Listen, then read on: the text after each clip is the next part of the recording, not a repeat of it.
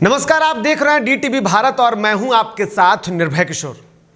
बिहार में उपचुनाव से पहले कन्हैया कुमार ने कांग्रेस का दामन थाम लिया तो सियासी गलियारों में एक तरीके से अलग उथल पुथल दिखा ये कि राजद और कांग्रेस के बीच में दरार हो गई। हालांकि दरार को लेकर अब तक कोई औपचारिक घोषणा नहीं है और राजद का ये दावा है कि दोनों ही पार्टियां महागठबंधन में अब भी मजबूती के साथ हैं, लेकिन तस्वीरें बखूबी अलग हैं। अब सवाल ऐसे में सबसे बड़ा ये उठता है कि कभी वामपंथी दलों का बेहतर चेहरा कहने वाले, बेहतर चेहरा हुए प्रत्याशी भी रहे कन्हैया कुमार, जेएनयू के पूर्व छात्र संघ अध्यक्ष कन्हैया कुमार आज कांग्रेस में है। तो ऐसे में कई लोग ये जानना चाहते थे और कई लोगों के पास ये सवाल है कि आखिर में लाल झंडा थामने वाले कन्हैया कैसे कांग्रेस के हो गए। आज इसी मसले को जानने के लिए हमारे साथ है कन्हैया के बेहतर करीबी, सबसे करीबी कह सकते हैं, रंजीत हमारे साथ हैं और इन्होंने भी कन्हैया का साथ देने के साथ इसके अलावा युवा चेहरा भी रहे, वामपंथी जो पार्टी है उसके सहयोगी और अब ये कन्हैया के साथ तो हैं ही, कांग्रेस के भी साथ में है। तो आज ये पूरा वो बात बताएंगे, क्या कुछ वो कारण रहा है। और सीधे रंजीत जी हम आपसे जानना चाहेंगे क्या ऐसा कारण रहा। पहला ही सवाल ये आपसे है कि वो वाम दलों को छोड़ करके और हाथ का साथ देना। देखिए, देश की जो मौजूदा परिस्थिति है वह बहुत भयावह है। देश की जो चिंतन परंपरा है, देश का इतिहास है, वर्तमान है और भविष्य के साथ बड़ा खिलवाड़ जो अभी सत्तारूढ़ पार्टी है वह कर रही है। आप देखे होंगे कि एम्प्लॉयमेंट पे किस तरह से निजीकरण हो रहा है तेज़ी के साथ, किस तरह से श्रम कानूनों में संशोधन किया गया। अभी किसान के लिए जो नीति बनाई गई जिसका विरोध अभी देख रहे यूपी के अंदर जो मामला चल रहा है, महिलाओं के साथ भी उसी तरह की स्थिति, छात्रों के साथ भी उसी तरह की स्थितियां हैं। तो बहुत भयावह स्थिति है और ऐसी स्थिति में वह जो केंद्र में सत्ता में है उससे लड़ने के लिए एक बड़ी पार्टी की ज़रूरत है, क्योंकि क्षेत्रीय दल भी बहुत है। वाम दल की आइडियोलॉजी बहुत अच्छा है, क्योंकि उसमें मैंने काम भी किया है। इसके बावजूद भी जो लड़ाइयाँ हैं वह लड़ाइयाँ लड़ने में मुझे लगता है कि कांग्रेस ही सक्षम है, क्योंकि पूरे देश के स्तर पे उसका एक स्ट्रक्चर है। जो लड़ाई हम लोग लड़ना चाहते हैं वो कांग्रेस के जरिए ही लड़ सकते हैं। इसलिए आप देखेंगे कि बिहार से हम लोग 3 साथी अभी गए, वहाँ ज्वाइन किए हम लोग कांग्रेस। गुजरात से जिग्नेश मेवाणी में, हालांकि उन्होंने कोई फॉर्म अभी नहीं भरा है, उनके साथ कुछ तकनीकी जी आपको महाराष्ट्र से भी एक साथी हमारे जुड़े हैं। तो यह राष्ट्रव्यापी अभियान हम लोगों का है कि जो सत्तारूढ़ पार्टियां हैं जो जनता के लिए काम नहीं कर रही, जनहित के लिए नहीं कर रही है, उसके खिलाफ एक बड़ा मोर्चा बनाया जाए और देश के अंदर जो सरकार कर रही है उसके खिलाफ लड़ा जाए। लेकिन अगर देखा जाए फिलहाल आप लोगों ने दिल्ली में ज्वाइन किया। पहली बात ये कि दिल्ली में ज्वाइन करना, क्योंकि ख़ास करके जब उस दिन का प्रेस कॉन्फ्रेंस जो हुआ, जब आप लोग पार्टी ज्वाइन कर रहे थे तो उस वक्त देखा जो प्रभारी हैं, बिहार प्रभारी, कांग्रेस के बिहार प्रभारी, उन्होंने कह दिया कि कन्हैया जी आपका स्वागत है, आप लोगों का स्वागत है और चुनौती आपके लिए बड़ी होगी। तो ये चुनौती आपके लिए बिहार में बड़ी होने वाली है या फिर आप जिस चुनौती के लिए आगे बढ़ रहे हैं वो देश की चुनौती होगी? देखिए, ये चुनौती तो पूरे देश का ही है, बिहार भी देश में ही है। असल में जो वर्तमान स्थिति है इसमें लगता है कि हम लोग जो महसूस करते हैं, हम लोग भगत सिंह को अपना आइडियोलॉजी मानते रहे हैं। गांधी भी इस देश के लिए बहुत किए हैं, इसमें कोई नहीं, गांधी नहीं होते तो देश को शायद आज़ादी नहीं मिलती। तो गांधी की एकता, जो हिंदू मुस्लिम एकता की बात वह करते थे, बाबा साहब भीमराव अम्बेडकर जिन्होंने समानता की बात वह करते हैं, इक्वलिटी की सभी के लिए, और भगत सिंह की जो वीरता है उसकी ज़रूरत देश को है या देश पूरे देश को।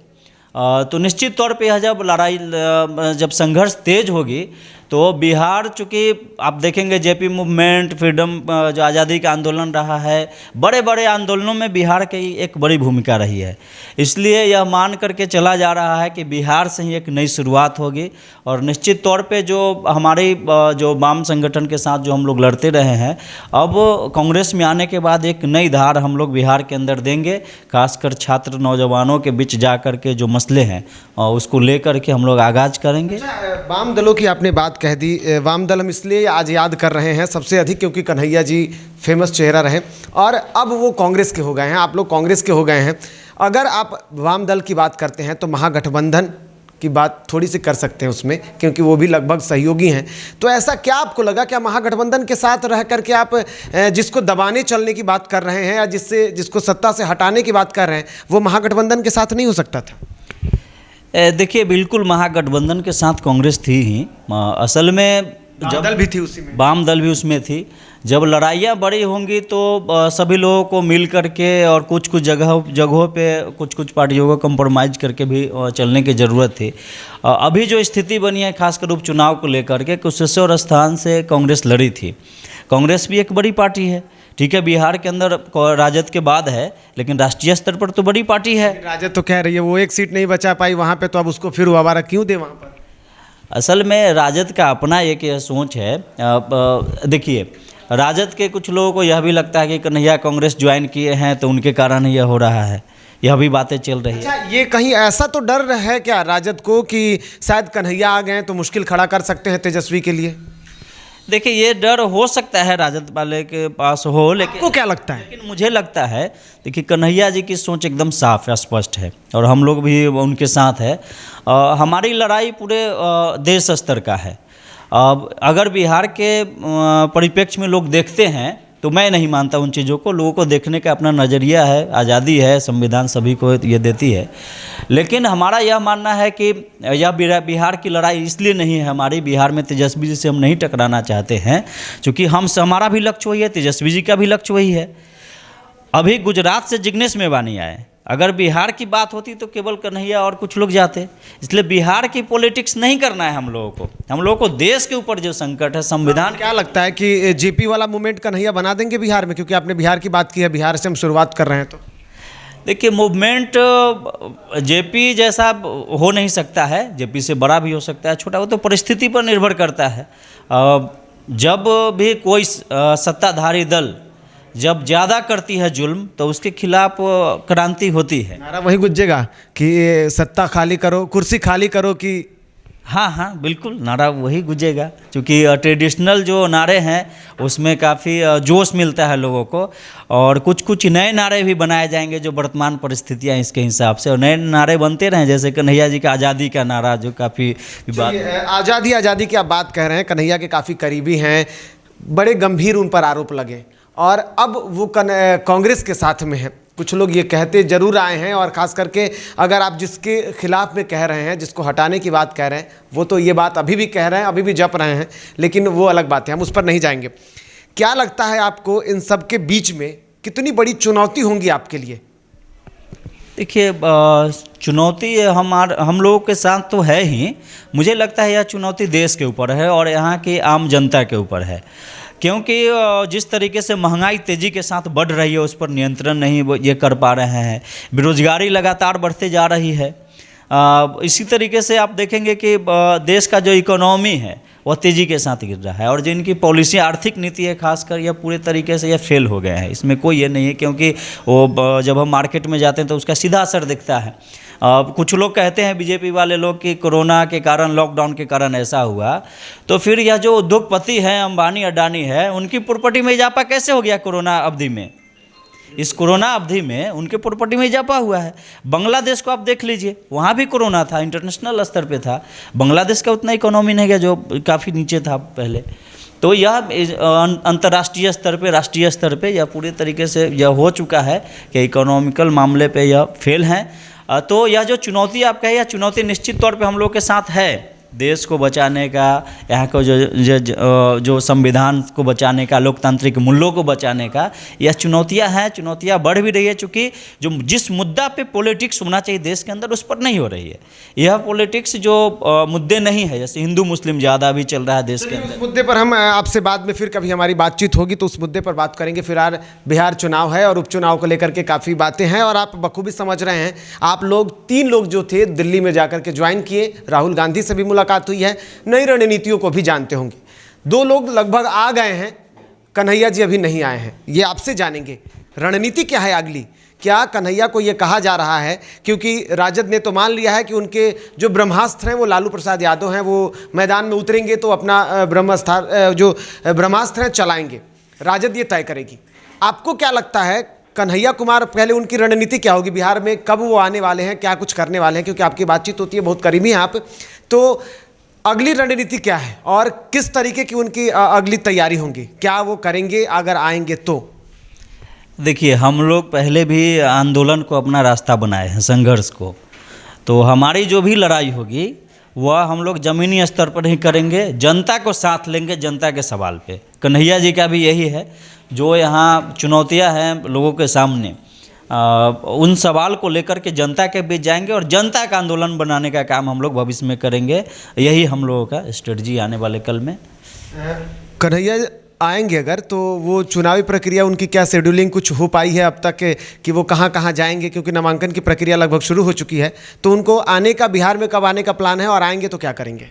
देखिए, आने का जानकारी अभी तक जो उनका नहीं हो पाया है, और आगे जो उपचुनाव में जाने का कार्यक्रम होगा वह पार्टी तय करेगी, पार्टी के स्तर से वो तय होगी, वह हम लोग तय नहीं करेंगे। हाँ ठीक है, वो आएंगे तो उनके साथ हम लोग जाएंगे। चलिए, अब आप कांग्रेस के हो गए हैं तो एक सवाल और आपसे बनता है, आखिरी सवाल होगा वो मेरा, महागठबंधन अभी भी है या टूट गई?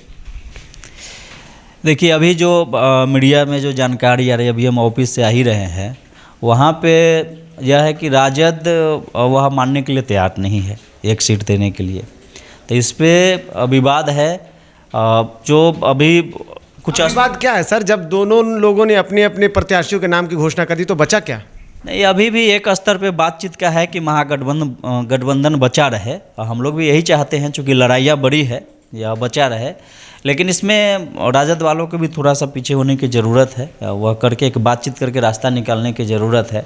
फिलहाल जो गठबंधन है या नहीं, यह पार्टी आला कमान है, उस पर स्पष्ट कह पाएंगे। मतलब तय नहीं हुआ तो ये जो फाइट होने वाली है फ्रेंडली फाइट होगी? मुझे लगता है कि अगर यह तय नहीं हुआ तो फ्रेंडली फाइट होगी। टूट भी तो सकता है ना संबंध? टूट भी सकता है, या उसके बाद फिर स्थितियां तो बदलती रहती है, वह जो है पार्टी नेतृत्व तय करेंगे इस पे कि क्या हो पाए। चलिए, बहुत बहुत धन्यवाद रंजीत जी। तो ये थे रंजीत जी, जो कि खुद कन्हैया के काफ़ी करीब हैं, और फिलहाल इन लोगों ने हाल ही में कांग्रेस का दामन थामा है और अब एक नई तैयारी में है। तैयारी है केंद्र सरकार से भिड़ने की, बिहार से उसकी शुरुआत होगी और वही नारा गूंजेगा कि सत्ता खाली करो, कुर्सी खाली करो कि जनता आती है। और इसी के तैयारी के साथ ये लोग नई रणनीति में हैं, और बखूबी ये रणनीति कितना सफल हो पाएगा ये देखना होगा। लेकिन बिहार की सियासत में जहां एक तरफ उथल पुथल है, और इस उथल पुथल का कारण भी कन्हैया को बताया जा रहा है, क्योंकि जैसे ही कन्हैया ने कांग्रेस का दामन थामा है, उसके बाद ये कयास लगाए जा रहे हैं कि कन्हैया के आने से कहीं ना कहीं नेता प्रतिपक्ष तेजस्वी यादव और एक युवा चेहरा होने के नाते दोनों में बड़ी टक्कर हो सकती है, और आने वाले दिनों में तेजस्वी यादव के लिए कन्हैया मुश्किल बन सकते हैं। लेकिन ये सब कुछ तभी तय होगा जब दोनों चेहरे सामने होंगे, क्योंकि इससे पहले तस्वीरें दिखी हैं बखूबी। जब उम्मीद की जा रही थी, बेगूसराय में कन्हैया प्रत्याशी थे और राजद के सहयोग करने की बात की गई थी, लेकिन उस मंच पर कन्हैया और तेजस्वी एक साथ नहीं आए थे। वो बातें भी याद है सबको। और अब क्या वही तस्वीरें एक बार फिर से दिख गई कि तेजस्वी ने कन्हैया को मंच पर उस वक्त नहीं बुलाया, और क्या वही दरार, वही टक्कर या वही डर आज भी तेजस्वी को परेशान कर रहा है? ये सारी बातें तब तय होंगी। साथ ही साथ महागठबंधन अब भी टूटा है कि नहीं, संशय इस पर बरकरार है, और ये सब कोई जानने की उम्मीद कर रहे हैं। लेकिन सब कुछ तब तय होगा जब कन्हैया, फिलहाल बड़ी जिम्मेदारी उनके कंधे पर मानी जा रही है, और वो जब बिहार आएंगे, जब पटना आएंगे, तो किस तरीके से उनकी तैयारी होती है, किस तरीके से रणनीति होंगी, इस पर भी लगातार हमारी नज़र बनी हो गई है। फिलहाल मुझे दीजिए इजाज़त, नमस्कार।